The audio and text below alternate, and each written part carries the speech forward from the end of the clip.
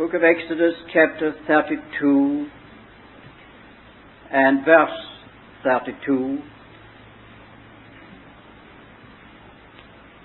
Yet now, if thou wilt forgive their sin, and if not, blot me, I pray thee, out of thy book which thou hast written. And in the letter to the Romans, chapter 9 and verse 3, for I could wish that I myself were anathema from Christ for my brethren's sake, my kinsmen, according to the flesh.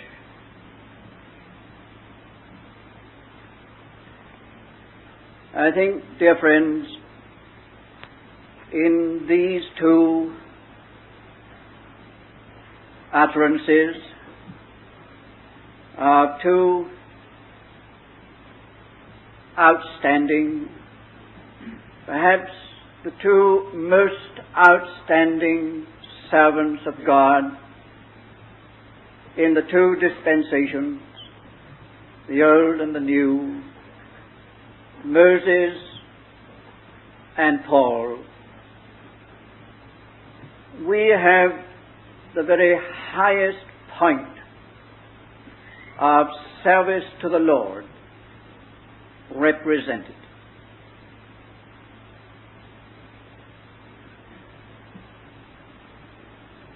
We are all concerned with this matter of being of service to the Lord.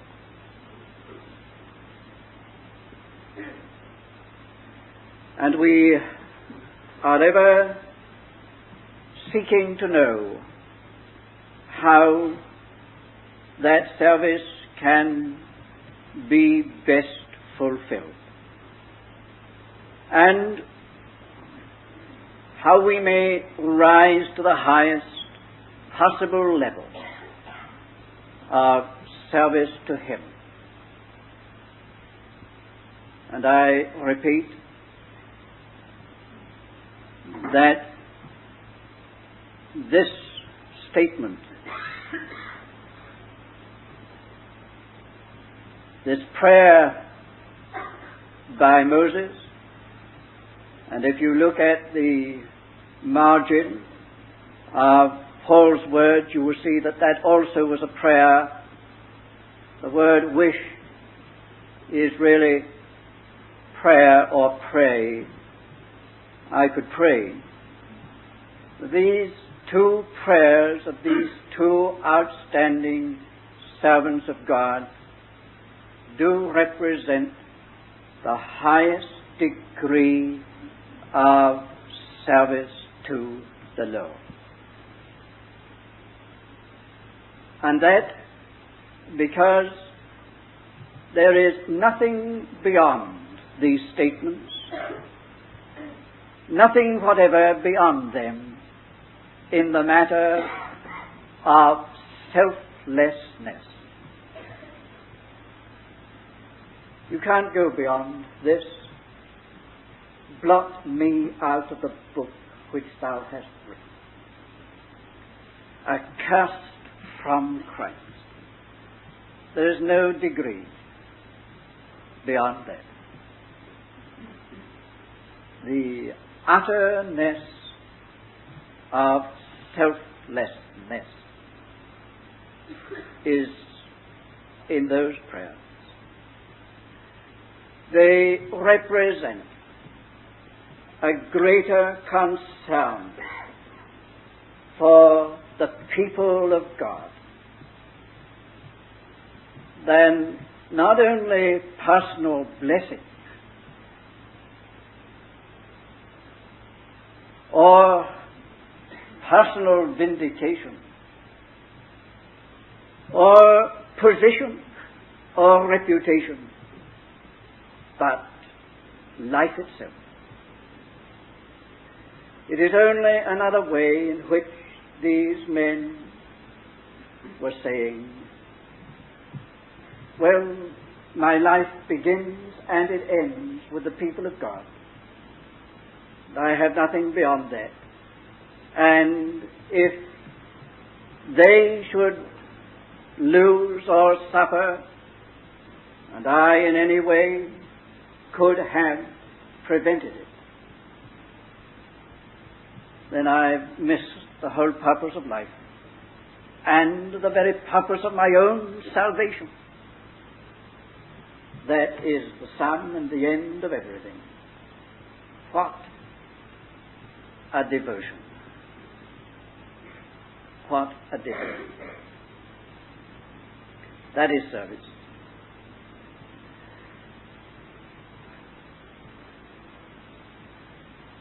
There were certain things that Paul and Moses had in common, which headed up in these prayers. You see the context of the passages. You see the sin of the Lord's people.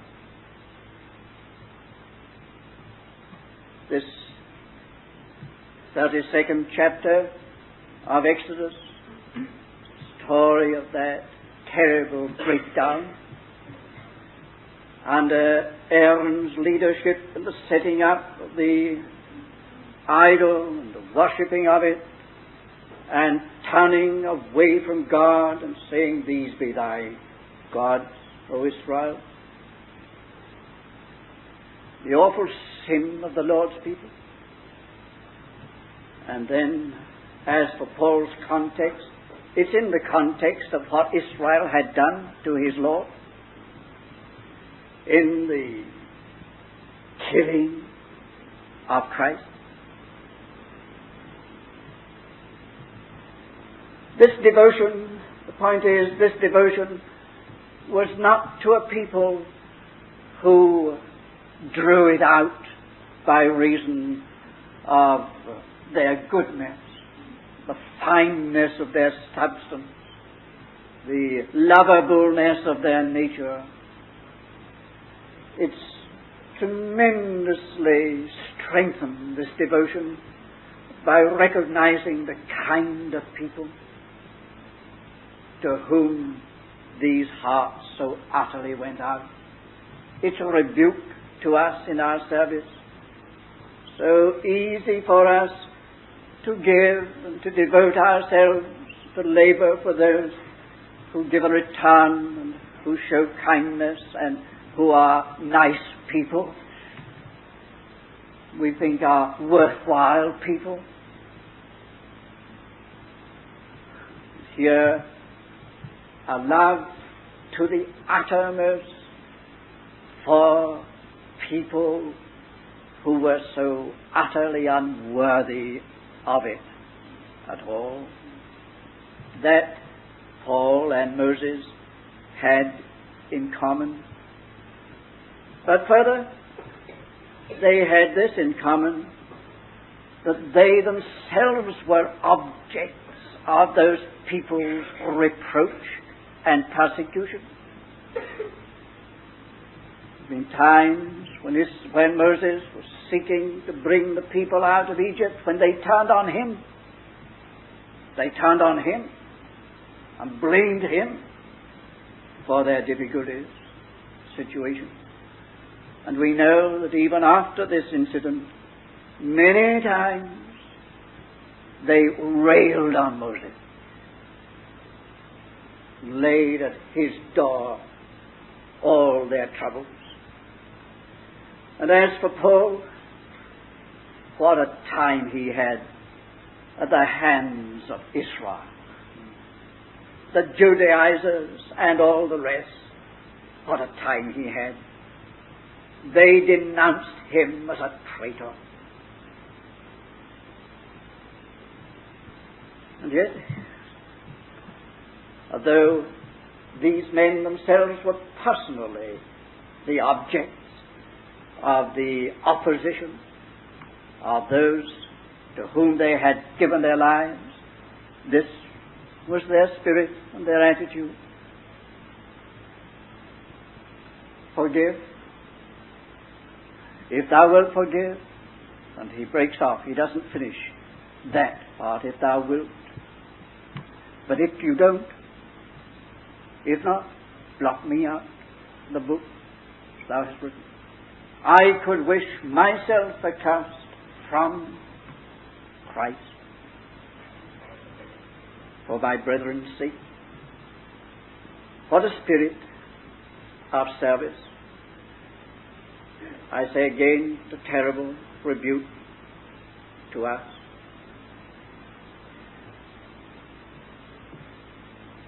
Here are these men exemplifying the Spirit of Christ. That's the point. We're in Galatians, and we've only got to remember he was made a curse for us. I could wish myself a curse from Christ for my brethren's sake. He was made a curse.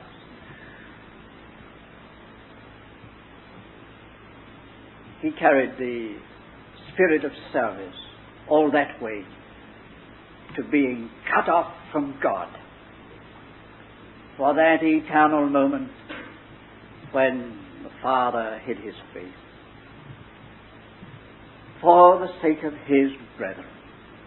Turn to Hebrews, and we know that it was for his brethren. I and the children, the brethren. Yes. So utter was his committal that he, Christ, actually suffered for that moment the loss of God, the loss of everything. I'm stressing is the Spirit of Christ in service. How far it must take us. Now, when you look at both of these passages in their context, there's a lot of instruction. You notice that in each case, the previous chapter is a most wonderful and blessed chapter. The 31st chapter of Exodus, Moses in the mountain, in communion with God, receiving the pattern for the tabernacle. And what a wonderful thing that was. It was the Mount of Revelation. We can say, in meaning, the revelation of Jesus Christ in all the fullness of his mediatorial work. For that is what the tabernacle stands for. This pattern was shown in the mount, and Moses was there with God. It's a wonderful chapter. Presently, that will all be taken up again and put into effect. But there's a dark chapter between. Look at Romans 8. Everybody knows what Romans 8 is about. But there are a few more beautiful and glorious things than the closing words of that chapter.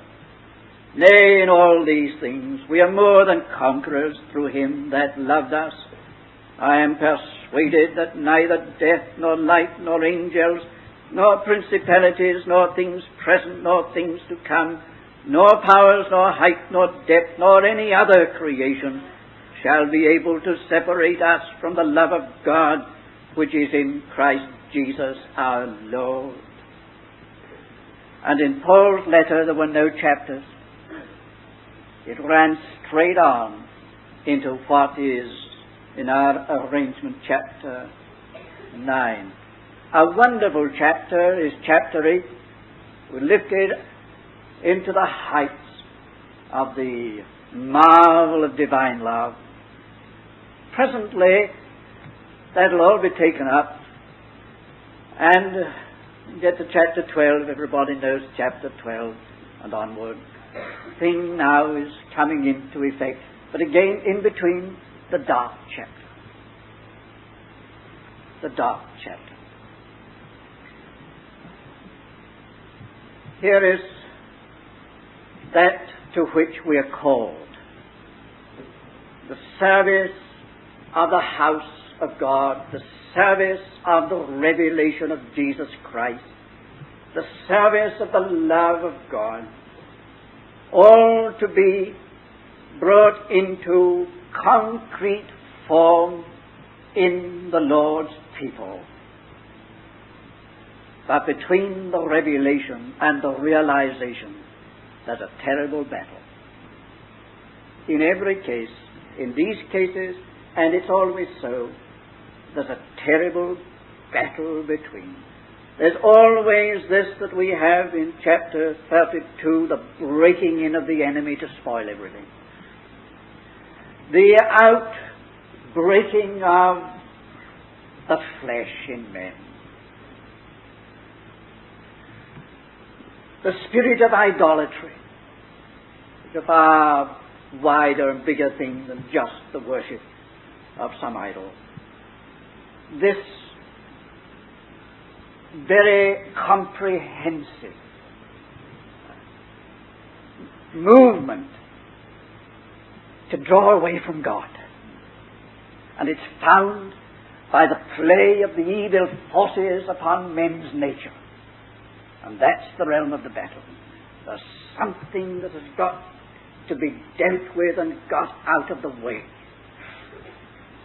Well, Moses and the Levites dealt with it and got it out of the way, and then they could get on with the tabernacle. Paul dealt with this thing in Israel. He dealt with it very drastically.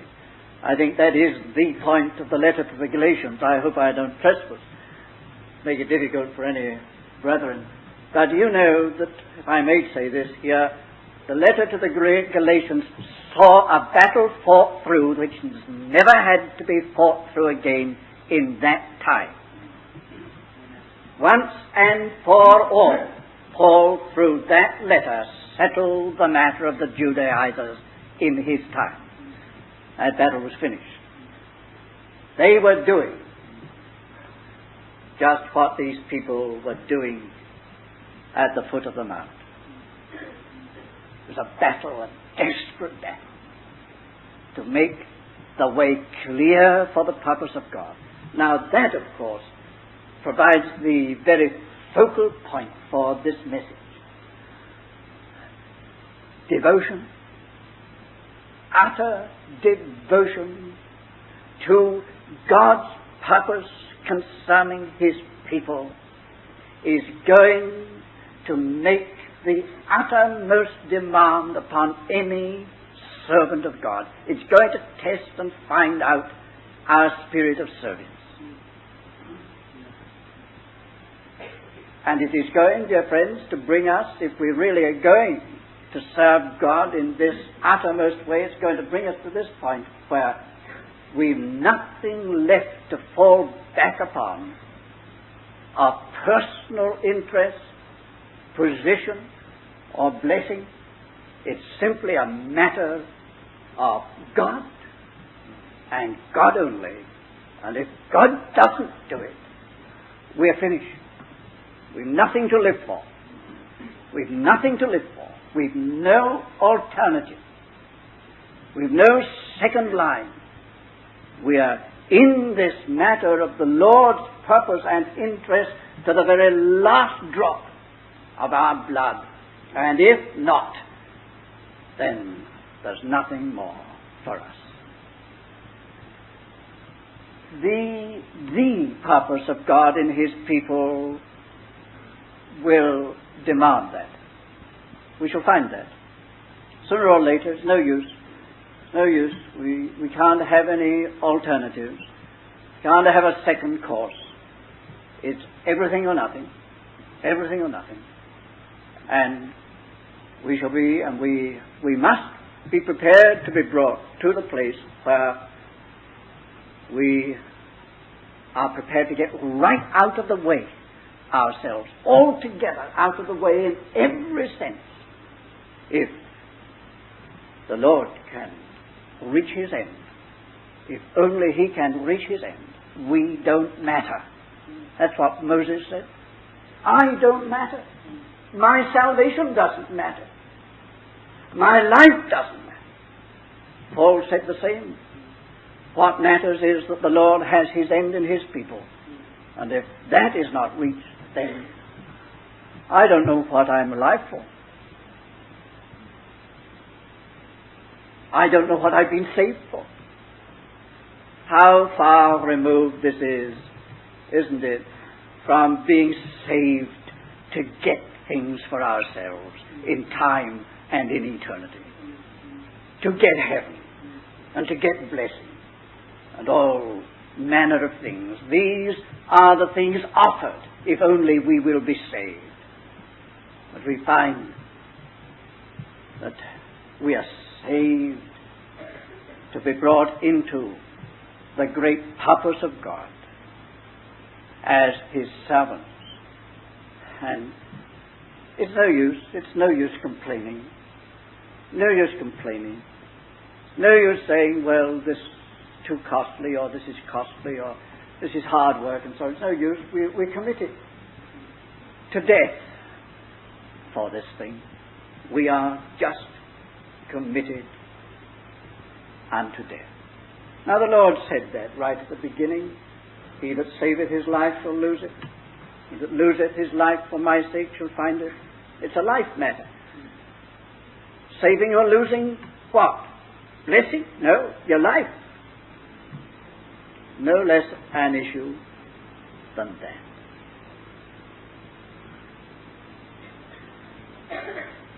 Are our hearts, dear friends, are our hearts really so bound up with the Lord's concern, not for ourselves, but for his people, for his church? So bound up with that we have nothing else for which to live. That is our horizon. That is our beginning and our end. That is all that we are on this earth for. The Lord to have what he has set his heart upon in his people. Well, that's the word. That's the message. I'm not seeking something for myself in the work of God or in salvation. I'm not seeking place. I'm not seeking name, reputation. I'm not seeking any gain whatever. I'm committed so utterly to the Lord's concern and purpose in a people. But far, far from doing those people an injury, hurting the Lord's people, and there are a lot of Christians hurting the Lord's people, doing a lot of hurt to the Lord's people and to the Lord's interests in his people. Far from that. We would rather die than that the Lord should lose anything in his people. That's the spirit of these words and these sermons. And that's the message, just that. A call to service, to recognize what that service is. It is the service of Christ, and the service of Christ was obedient unto death, yea, the death of the cross. Now, this brings to this last very brief word, which is in another way a reiteration of something said recently. The peculiar, particular sufferings and trials of the servants of the Lord. We don't suffer for our salvation. We pay no price whatever for our redemption. That is all free, and we have it without money, without price. Never attach your sufferings to your salvation. Keep those two things always apart. But you need not be told that when you are saved, you enter upon a life of difficulties and adversities and trials and afflictions and sufferings. Why? Because you have been called not just to salvation, you've been called to service. Been called to service. And the servant of the Lord, or servanthood, necessitates these fiery ordeals in which the dross of self-interest is removed. That is the effect of our adversities and our sufferings, if they have their right effect, to just completely deal with this whole matter of personal motives, selfish interests, and ourselves as featuring in the work of God. The fire deals with the dross of selfhood, which is always the menace to service. Look at the Lord Jesus, the master servant, the great servant. One thing that is clearer than anything else, more outstanding in him, is being yet what he was, the eternal Son of God incarnate, could lay aside his robe, gird himself with a towel, take a basin of water and wash disciples' feet. There's the picture of the servant, utterly emptied of all selfhood, reputation, self-importance, prestige, standing, dignity, and everything else. It's gone. It's the spirit of service. I came not to be ministered unto, but to minister. Came to give his life. That is the spirit of it. And it carries us all the way. We have nothing left of ourselves in this service. But I was saying, the explanation of our trials and sufferings and discipline is just this, to make us better servants, make us true servants. What Moses had in that way, till it was possible for it to be said, now the man Moses was the meekest of all men upon the earth. And therefore Moses stands a giant over the whole of the Old Testament with one word, one title, Moses the servant of God. And we need not indicate Paul, servant of Jesus Christ. Ever there was a servant, in this dispensation he was. But look at this man. I could pray myself to be accursed from Christ for my brethren's sake. That's the spirit of service the Lord inculcated there.